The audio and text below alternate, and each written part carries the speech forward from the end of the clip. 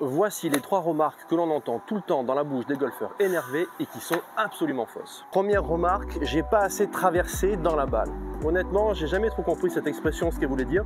Vous devez tout simplement envisager le swing de golf en plusieurs étapes et dans un ensemble. Donc vous avez une position de départ, un démarrage, une montée, une position au sommet, une transition, un impact, une traversée et un finish. Si vous envisagez le swing de golf dans cette disposition-là, ça marchera beaucoup mieux pour vous. Deuxième remarque que l'on entend tout le temps, c'est je n'avais pas les bras assez tendus après l'impact. Le souci, c'est que là, on est plus de l'ordre d'un problème physique plutôt que technique, où j'ai besoin d'avoir des hanches qui soient suffisamment souples et suffisamment véloces pour pouvoir s'ouvrir à l'impact et laisser l'espace nécessaire pour avoir les bras tendus justement ici.